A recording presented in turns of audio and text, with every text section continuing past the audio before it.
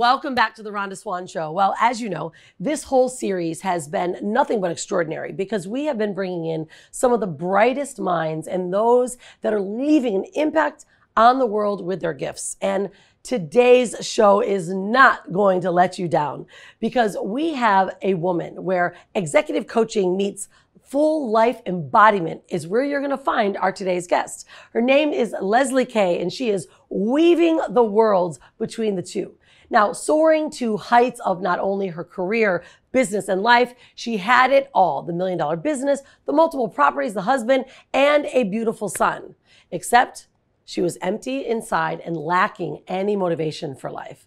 Lezly had manifested a series of toxic business partnerships and relationships that had her outsourced her power. Wanting to deeply understand why she couldn't feel joy or gratitude or any form of emotion, she embarked on a deep dive into self.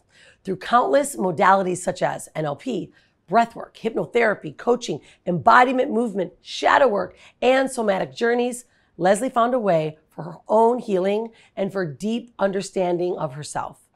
Lezly, I am so excited to have you on the show. I'm hoping that you were going to be here in person. We're still doing it through the airwaves. How are you, my dear? So good to see you. I am beautiful, and I'm so excited to be here, and I'm sure we will meet in person very, very soon. No, it's going to happen. It's going to happen. This journey that you've been on, all these things, I'm like, wow. I feel like, yeah, we've had parallel lives just at different times, you know? Yeah. I think this happens a lot with, I think, women in our age and, you know, where we came from, where we're going. And it takes us to get to some of these moments in time to really realize what we want. So, you know, I think your story, yeah, it's so relatable. Now, feeling empty and void, though, even after ticking all your boxes, you were told you'd make, you know, what was going to make you happy to live that fulfilled life. Can you tell us a bit more about what was that pivotal moment when you knew you really needed to make that change and you pulled the trigger and you actually did it? So there was a few, and with life, and as most people in this field would know, the universe sort of taps you on the shoulder and then it punches you in the face. Yeah, exactly. So the first tap on the shoulder for me was I was at the height of my career working for one of the largest recruitment firms, and I'd just been paid $60,000 in one payment into my bank account. And I literally sat there and looked at it and went, meh. And then I sort of followed those thoughts of like, this is life-changing. Like, this is one person's entire year's wage in a month. Like, where does the excitement and gratitude come from? Why are you not happier about this moment? And that was the tap on the shoulder. And then fast forward a few years, I opened some businesses. I opened, you know, scaled from $0 to $80 million in 18 months. And I started to bring into my awareness or manifest, magnetize as I like to call it, men that were probably didn't have the best of intentions. And they started to make decisions that weren't aligned with my values. And I started to fall out of relationship, as in like friendship relationship or business relationship with those people because they kept betraying my trust. Yeah. And it was when this happened for the second time that I was like, well, I'm the common denominator in both of those relationships. So what is it about me that I need to look at? What is it about me? Rather than going, you did this, I started to think, well, hang on, if I'm the common denominator, the only place I can look is within and try figure out how I got myself in this situation in the first place. Yeah, wow, that's a big one, right? Because I think most people would ignore that or say, you know, and it takes it takes a lot to get to that point. I mean, it's really a lot of self-responsibility. I mean, I know that's also a very big part of what you do in your work. How did you actually, you know, take that self-responsibility and identify what the common denominator was, and which obviously is yourself, but how did you then say, okay, how do I shift this, right? Yeah, so, and self-responsibility is part of the work that I do. Yeah. So for me, it was stopping to think, well, rather than blame the circumstances in my life, like when I earned that money, rather than say, well, these are all the reasons I don't feel that, when things go wrong in my life, like if you think back to the past 12 months, and think of everything that went well and everything that went wrong, the only thing that has in common for all of those times is yourself. Yeah. So if you can sit there and go, okay, so what was I thinking? What was I feeling? And truly start to get curious. So I talk about the mean girl. And I talk about this little voice that we have inside our head. And most people say, ignore it, push it down, push through. I actually say we need to listen, because that's actually your inner child saying, hey, listen to me, hello, yeah, give me attention, please. Yeah. Much like the voice of the universe, she'll start a little tantrum, and then if you don't listen to her, it gets bigger and bigger and bigger. Yeah, and it starts to spill out in other areas of your life. Yep. And that's when I thought, you know what, only I can do something about the circumstance that I'm in. And I wonder if I can understand why these relationships have come into my life, whether I can understand the rest of the relationships that I have in my life, like the relationship that I had with my ex-husband at the time, and then really started to understand my involvement in those relationships and how I brought them to fruition to teach me lessons. Yeah, it's so big. And I know that's really part of now the deeper work that you're doing. And can you explain even more, let's kind of go a little bit deeper, how you're weaving these worlds, right, between executive coaching, full life embodiment, and what is that first thing that women especially need to consider to weave the worlds in their professional lives? I love that. So full life embodiment is because I've walked this path. I literally got to the heights. As you said, I had the husband, the 5 properties, the $1 million businesses, and I was still empty. So I ticked off all the things on the list that everyone told me that I needed to have in life. And then when I started to do the deep dive, and I did that through the modalities that I actually use to help others now. So I call it full life embodiment because I've gone deep into my soul. I've done the work to understand how I think and how my subconscious shows up in my conscious world.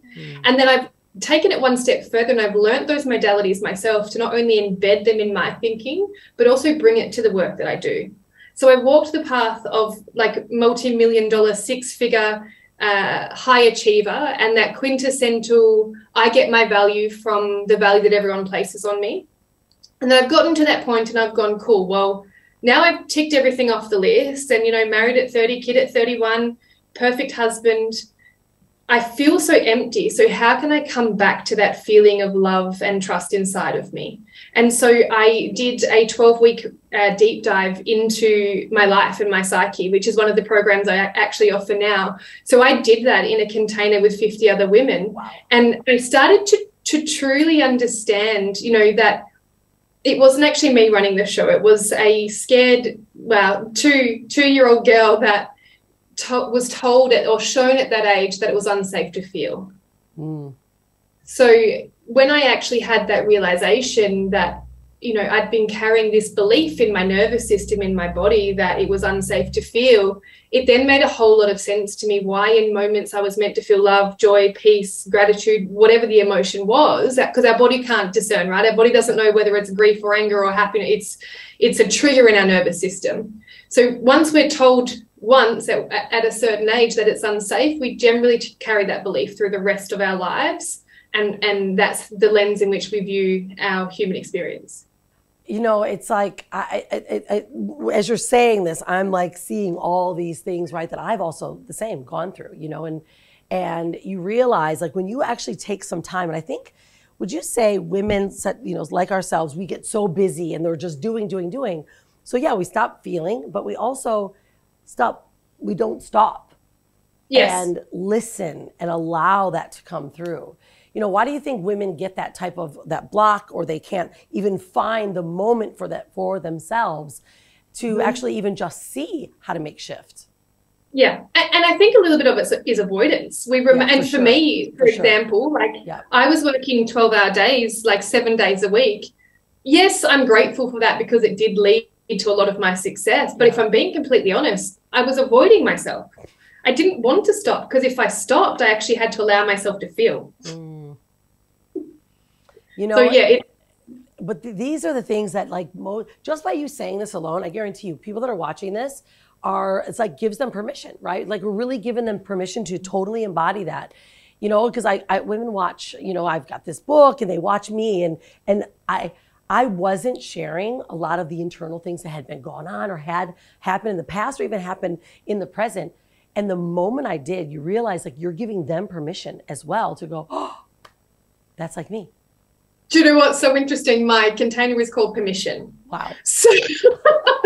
So it is literally, I'm giving you the permission slip to live your full yes life. Your like, I want a big life. I want everything that I can imagine. And I've done the work to truly know what my desires are. Yeah. So I know what I want in life because I actually know who I am. Where a lot of people probably can't pinpoint their true desires because they don't actually know who they are and where those desires come from. Because a lot of the time it comes from society. A lot of the time it's like, for me, you know, the first memory I have is actually of wanting a family and being successful, and that's all I ever wanted in life.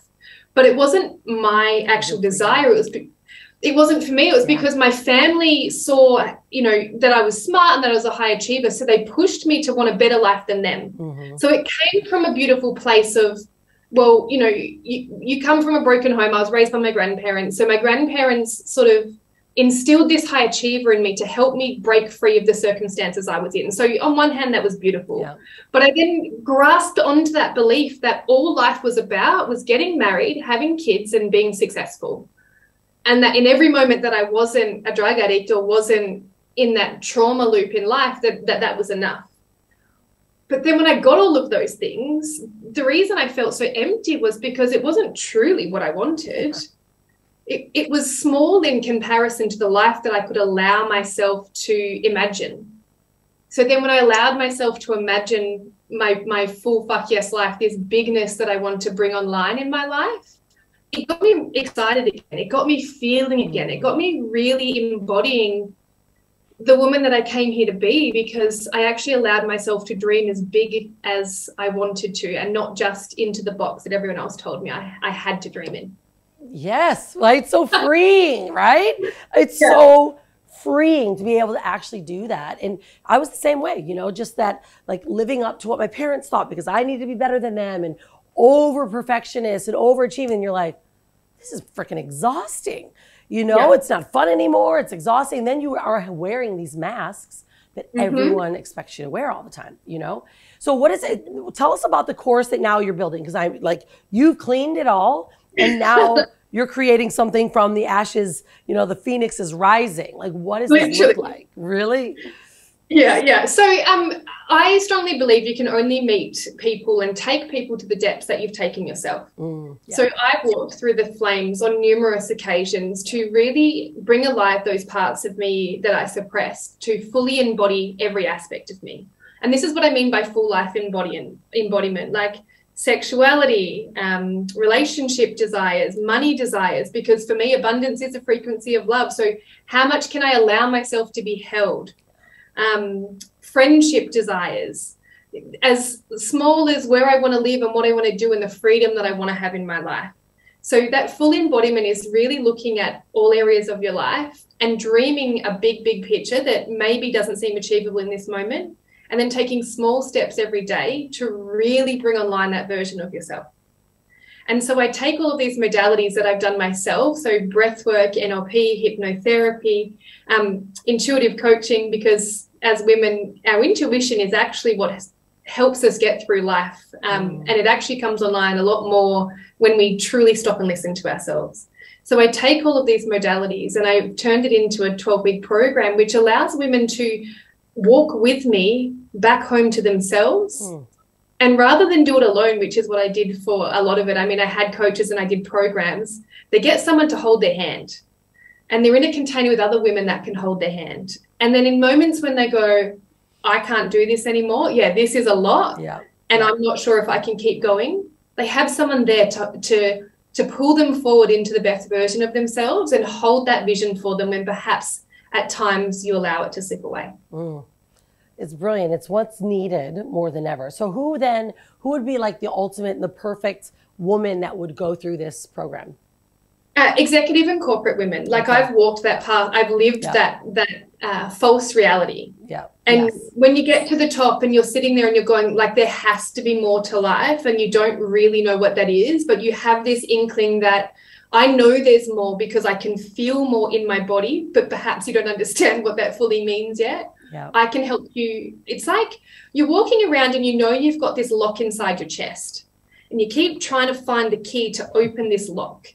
Well, I can help you find that key. And together we can unlock that version of you that's going to allow you to bring the fullness of your life online.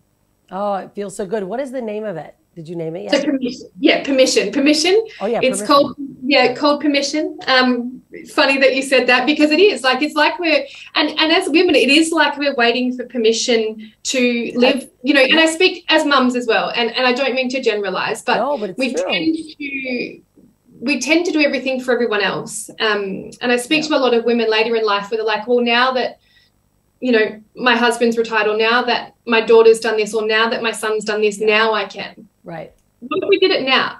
What if we could hold the vision of a life that allowed us to have it all and to bring it all online, and to hold the vision of the ability to have the relationship, have the perfect children, like have the perfect balance in our life between everything, and ensure that we're living to all areas of our life, not just one, and waiting for it to all miraculously fall into place, or you know, wake up one day and we get what we want. We actually have to meet the universe halfway and start to bring online everything we desire and show the universe that we're here to mean business. Yeah, I love that, meeting it halfway. That's something I may have shared this with you before. Last year, I sat for about 100 hours in front of the fire and medicine ceremonies, and just really, you know, just working within myself, like looking at myself, what's happening. I am the common denominator for all the things in my life. And that was it. It was like the one thing was just meet it halfway, right? Meet the medicine halfway, meet the universe halfway, show up. And really, you know, people think, oh, it's so much, I have to do so much. Like, no, just show up. Just be there for it, right? And meeting halfway is it's an easy way to say, okay, if I'm going to do this, I'm going, right? And then once you're halfway, you're already in, right? And I think that's what happens for women. You're right. We have kids. You know, I could have easily, this was the hardest thing for me, and you might relate. You know, I would go away every other weekend to Ubud and just sit for, 24 hours, no food, no water, just sit in front of the fire. And it was easy for me to, in the beginning, to go, no, my family at this. And I was like, no, I'm committing to myself. This is for myself. Why do we as women not do this stuff for ourselves? You know? We're programmed. We are honestly conditioned. It is, and there's nothing wrong. There's nothing wrong with wanting to be a mum and wanting to be, like, if that is your truest desires, if you can literally sit with yourself and go, that's all I want. Yeah. Beautiful. I celebrate that. Yeah. Like, wholeheartedly, I celebrate that. But only if you know that it's truly coming from an integrated place within you, that is your truth and not the truth that everyone else has placed within you. Yeah. And that's the place we need to get to. Yeah. Where you can go, this is my truth, and essentially I don't care what anyone else says or thinks or feels, because I know and love and trust myself enough to know that this is everything that I want, and that's okay. And it makes so much more of the magic happen, right? Like, it really does. Because if you think about it, like, we were, writing this book, Intuition, right, for Women Gone Wild, and you're talking so much about it. I'm like, wow, we need to have this in this book.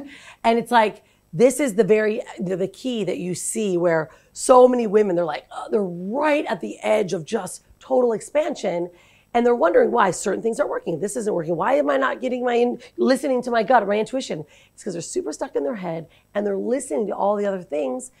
Yet they're also saying, I need to do this first before I do this for myself. And that's the mission that we as women that are really here to take a stand for these other women, to lift them up. It's like, this is your permission. Like, we as women, as mothers, you're a mother, you have a son. Like, we're getting I have a son, Yeah. Yeah. But it's, for me, it was actually, because it's interesting, when I was separating from my ex-husband, the fear that popped into my head was, well, what's my son going to think? Right. What sort of life is this going to be for him? Yeah. Wow. But it actually flipped it.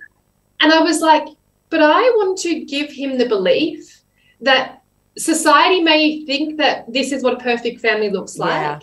Yeah. But true happiness can look all different shapes and sizes. It doesn't need to fit into the box of what society says it does. And I would rather have taken the risk and lent into the fear of the unknown to know what our family dynamic is going to look and feel like in the future, and given him that permission and that role modeling to go, it's okay to choose yourself. Yeah.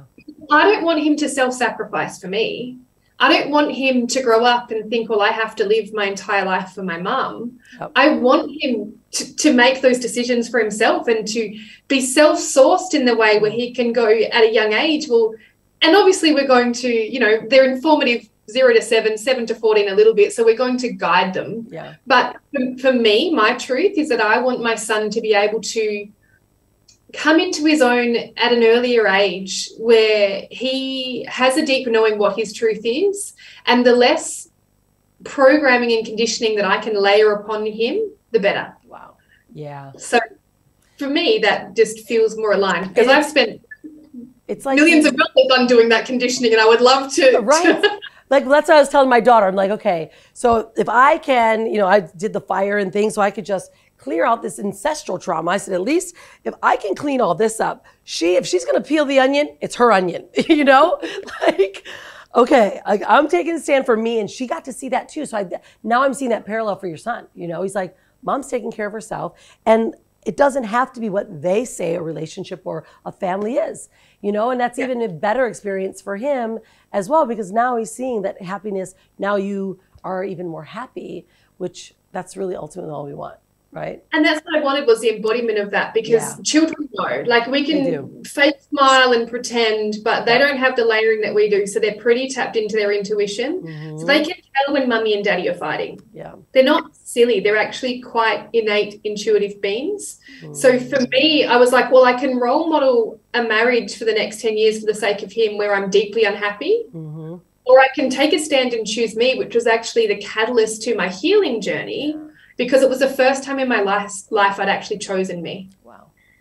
And that sort of started the domino effect for me to go deep into my healing, because at no point previous to that had I put me first. Oh, I love it, Lezly. We could literally keep talking about this, because I feel like, wow, could we just keep going? Because the women of this world, they just need to know it's okay. We are like you. We've gone through it. We've got to the top. We've hit the bottom. We've laid on the, you know, the floor and cried in our tears. But then we also said, wait, I'm deserving. You know, I'm deserving. And in order for me to because you choose it. Yeah. For no other reason, but you like, literally, you wake up and you're like, I'm deserving. You are. The end. Yeah. Right. That's it. It's easy. Oh, I love you, babe, so much. So what's next? What can we look for next from you? I know, when is this how often is the 12 weeks running? When is permission launching? Like, how are we finding more about it and more about? The next round of permission will be in January. So I'm going to kick everyone's new year off with a bang. We're in the middle of a container at the moment. So the next round will be January, and it will run every quarter for then. And then come the middle of next year, I'll be integrating some of the plant medicine ceremonies that I've been on into my work. Oh, brilliant. Because that, for me, that's been an integral part of my journey, and allowing people to have the full spectrum of what's available to them in their healing. Mother Nature, she's amazing. She just wants us to heal. So easy, right? You're incredible. Thank you so much for all that you do, what you stand for not only your family, for your son, but for women, you know, around the world, to just truly know that they have permission. This is your chance. Yeah. Thanks, babe. Thank you. And this is your permission slip, ladies. If you're waiting for one, here it is. Yes, that's it. Awesome. Thank you, Lezly. Where can they find you, though? Like, is there websites that we need to make sure that they know about? Just head to Lezly Kaye, Lezly Kaye. There's a website, there's an Instagram, there's everything. And I'm one of the only people that spell it that way. So if you can find Lezly Kaye, you'll find me. She's an easy one to find. And we'll make sure that you all know how to find Lezly. And there you go. Another powerful, impactful woman changing the landscape of how we live, not only as women, but as change makers and those that want to leave an impact on this world. Look forward to seeing you in the next episode. Don't forget to be unstoppable and stay wild. See you next time.